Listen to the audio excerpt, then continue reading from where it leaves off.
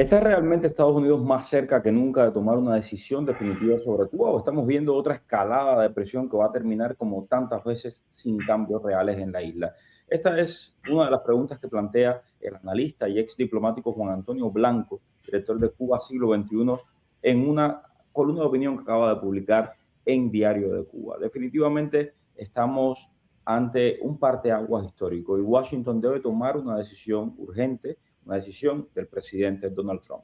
Blanco sostiene que la comunicación entre Estados Unidos ya está en marcha desde hace meses, aunque no se parezca a las guerras tradicionales, y habla de una guerra híbrida de cuarta generación donde sanciones, presión diplomática, operaciones de inteligencia, amenaza creíble del uso de la fuerza forman parte de una misma estrategia. ¿Qué puede estar pasando? Bueno, para eso nos acompaña Juan Antonio. Muchísimas gracias, Juan, por darnos la oportunidad de conversar acerca de tu columna de opinión. Gracias siempre a ti por la invitación.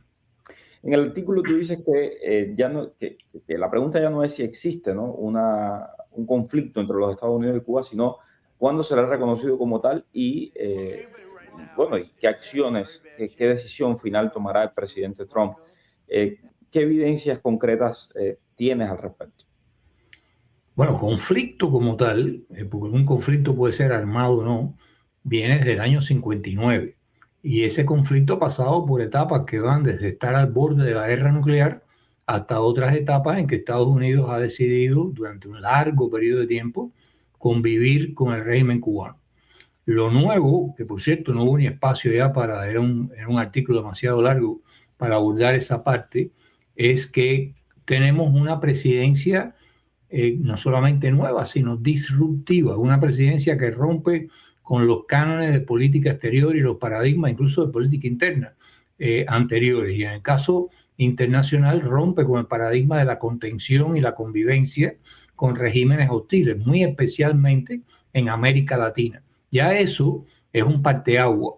Entonces, a partir de ese parteaguas, ellos han ubicado a Cuba como una verdadera prioridad en las amenazas hemisféricas a la seguridad norteamericana y al resto de los países latinoamericanos, y han venido preparando el escenario para la confrontación que puede permanecer en el terreno de lo diplomático si ellos son capaces de entenderlo y de evolucionar y echarse a un lado, y también puede escalar hacia la fase cinética, que es la fase ya de confrontación física militar con el régimen cubano hasta barrerlo de la realidad de la isla. El secretario Rubio dijo que tienen que tomar una decisión y que tienen que abrirse a verdaderas reformas antes de que sea demasiado tarde. Esto lo acaba de decir el 11 de julio. Pero hay quienes creen que la administración solamente está intentando aumentar la presión para forzar al régimen a hacer concesiones. Y concesiones, mucha gente dice, económicas, como por ejemplo que los hoteles que hoy están en manos de españoles y tal pasen a manos norteamericanas, o las inversiones en el tema de la minería pasen a manos norteamericanas. ¿Qué te hace pensar que la opción cinética sigue estando sobre la mesa? Todos los preparativos de movilización que se han hecho para tener esas operaciones preparadas, porque no es una, o sea, es un abanico de opciones que están listas todas y están preparadas para que el presidente decida finalmente cuál de ellas quiere usar, si es que finalmente decide usar la opción cinética. Pero como yo expreso en el artículo, hay toda una serie de movimientos de fortalecimiento de las infraestructuras militares de Guantánamo, de la base de Roosevelt Road en Puerto Rico, donde incluso han cambiado los viejos aviones de despegue vertical Harrier por aviones Osprey, que esos son para desembarcos anfibios que salen desde los barcos y lanzan las tropas en paracaídas sobre el flanco de los enemigos. Entonces, todo está preparado. O sea, y además de eso, hay una cosa que a veces desconcierta a aquellos observadores menos avisados, y es que andan buscando si hay un movimiento de barcos similar al de Venezuela. Y eso en Cuba no es necesario. O sea, Cuba está anclada en un arco de bases norteamericanas de primer orden, desde las que hay aquí en la Florida hasta las que llegan hasta Norfolk, Virginia. O sea que ahí hay bases de los Marines, bases submarinas, bases navales de las principales bases navales del mundo, está en Norfolk. En fin, todo está ahí. Ellos no tienen, en minutos toda esa todas esas escuadras de ataque naval, aéreo, pueden llegar aquí. ¿Para qué no hablar de los aviones, los misiles, Tomahawk y otros que simplemente los disparos están en minutos en cualquier blanco en La Habana? O sea, por lo tanto, los que tratan de descifrar si hay un movimiento militar que pueda indicar que viene algún tipo de opción cinética a partir de la presencia física pegado a las costas cubanas de barcos, están despistados. O sea, eso en el caso de Cuba no es necesario para nada.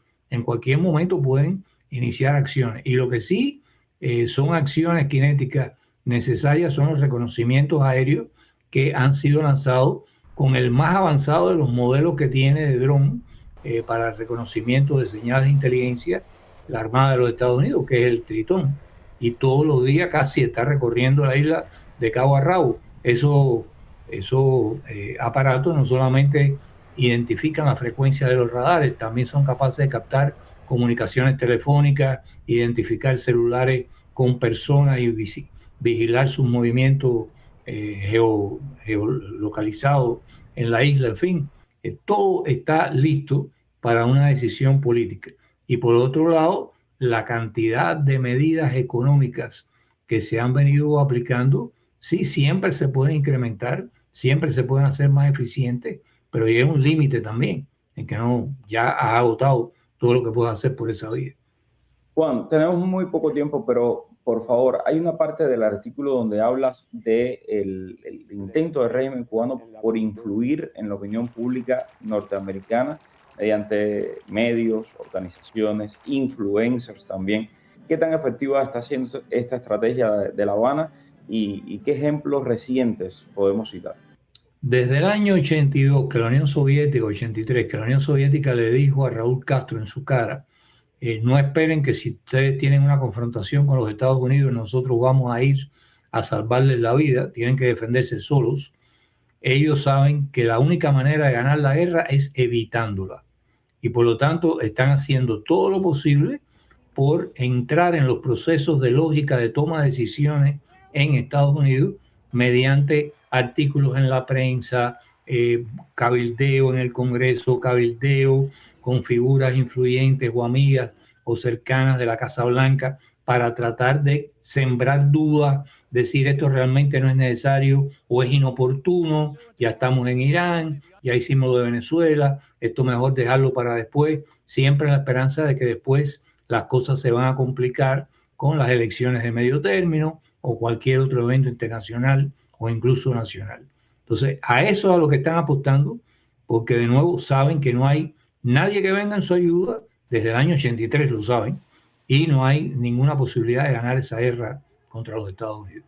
Juan, finalmente, tú dices que podría ser mucho más costoso para los Estados Unidos no tomar una decisión que hacerlo en este momento. ¿Por qué consideras que justamente que es tan importante que el presidente tome una decisión? ¿Y qué pasaría en el caso de que el presidente Trump no tome una decisión final en el tema de Cuba? ¿Qué escenario visualizas para Cuba en los próximos 5 o 10 años? Mira, una de las cosas que más me molesta a mí de la propaganda de ellos y que la logran sembrar en distintos medios aquí en Estados Unidos es presentar todo esto como un capricho de Marco Rubio, porque Marco Rubio pertenece a la comunidad cubanoamericana y entonces estos son los intereses egoístas de una pequeña comunidad en Estados Unidos que quiere imponerle sus necesidades y sus objetivos políticos al resto de los Estados Unidos. Y no hay nada más falso que eso. Por supuesto, los cubanos, por razones obvias que no tenemos que explicar, estamos interesados en un cambio del régimen cubano. Pero Estados Unidos ya ha pagado bastante el precio de haber tenido una base de enemigos extranjeros a 90 millas de su territorio.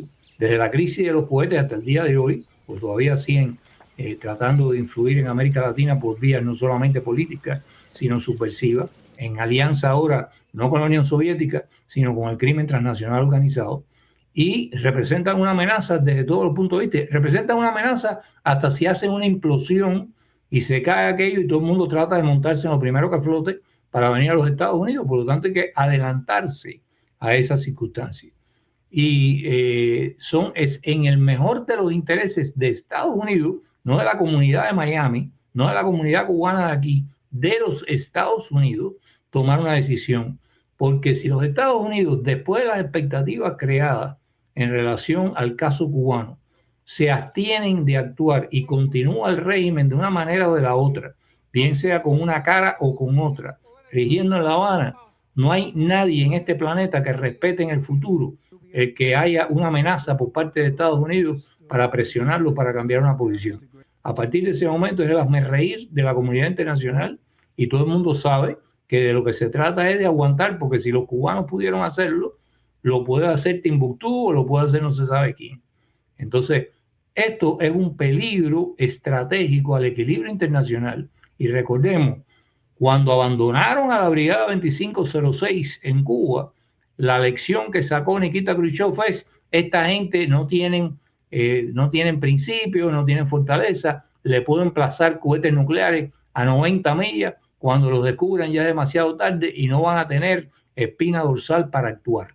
Eso puso al mundo, el error de haberlo dejado abandonado en las arenas de Playa Girón, puso al mundo entero al borde del abismo nuclear por falta de una decisión que tenían que haber tomado en aquel momento. Y eso puede suceder de nuevo. Así que es importante que los que tienen que ver con estas cosas lo tengan en cuenta. Esto no es un capricho de los cubanos, esto va en sus propios intereses. Y políticamente, quienes tomaron la decisión de dejar abandonados a los cubanos allí en las arenas de Bahía de Cochinos, de Playa Girón, han pagado durante décadas, por generaciones de cubanos, el precio. También es importante decirlo. No, y aquello marcó un éxodo. Los cubanos en aquel momento eran mayoritariamente demócratas aquí, o sea, estaban inscritos con el Partido Demócrata, y marcó un éxodo hacia el Partido Republicano que ha venido fortaleciéndose desde entonces. Después de haber creado estas expectativas, un paso atrás puede revertir ese éxito en sentido contrario o en cualquier otro sentido, hacia posiciones de tercero partido o cualquier cosa.